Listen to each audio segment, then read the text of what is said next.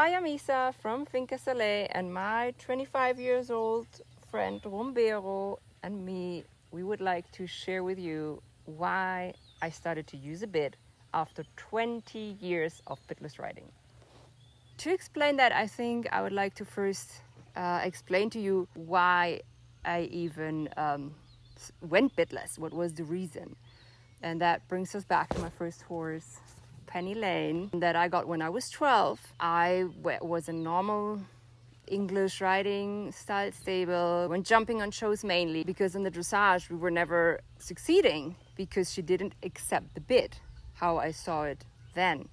And now I see that a little bit different. And even as a kid, I didn't see it like that. In the beginning, like what we did was we had her with tie downs. So I had to ride her on tie downs. My riding instructor forced me because the belief system is that with the head tied down, the back will work better. And then when I changed the barn a little bit later, I tried bitless. I just rode her on a normal stall halter, and all of a sudden she could relax and we had fun. And I rode her just on a neck ring and we went out. So I had the best of times with her riding bitless. So I was convinced the bit was the problem, not how I handled it or how I had learned to handle it in even my trainer, because she was ridden by my trainer twice per week. So I became a horsemanship trainer. I got really professional in bitless riding, and I can still teach bitless riding. But what took me now to going back on the bit was my lovely horse Heredero. What happened was, I have him since 9 years. 7 years into having him, I started to see some issues in him that I wasn't expecting since I was training him,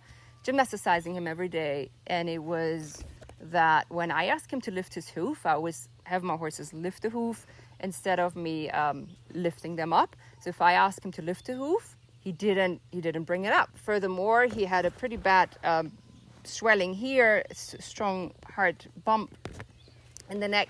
So I thought, okay, I gotta look further. I gotta see how I can gain mobility. Yeah, I discovered the riding that I'm following now, the vertical riding, and it's required to use a bit. And that still kept me from starting and trying a few years because I was so convinced on my idea that everything can be done bitless when I first discovered it. Though there was one information that really took me okay, you gotta at least try it. You gotta give it a try. And it was that about the anatomy that we learn, we know the horse doesn't have a collarbone. We know that the horse has to lift the chest in order to carry a rider well. And for him to be able to lift the chest, he has to lift the paw, the head, over the underjaw. So for him to do that movement, he has to open and release the underjaw. And that can best be done with a bit. So I need the bit to relax and flex the horse. I've changed all my trainings method, adjusted. I started to get my horses get used to the bit and work on their flexibility and mobility.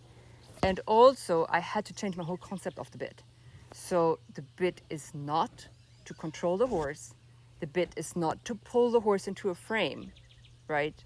The only use and purpose of the bit is to use it to relax the jaw, the muscles, and to flex the neck. With that concept in place, not trying to frame the horse, what I was trying to do with my horse before. So I think with Penny Lane, my first horse, the issue wasn't the bit. The issue was that I had been told to try to put my horse into a certain head neck position with my reins, and she was going against it.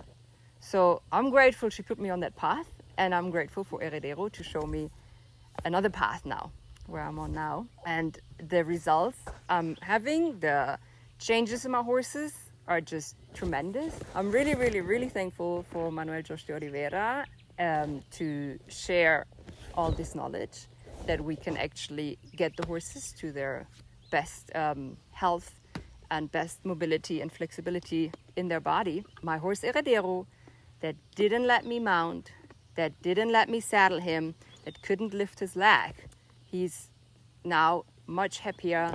I can lift, he will give me his leg back up. He will let me mount, stand still, what he never did.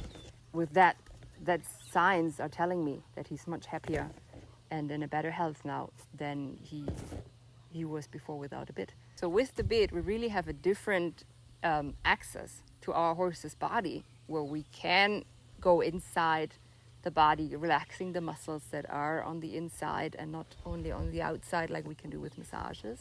Also, obviously, in movement. But we also do have a different responsibility with our hands because we are in a really sensitive part of the horse.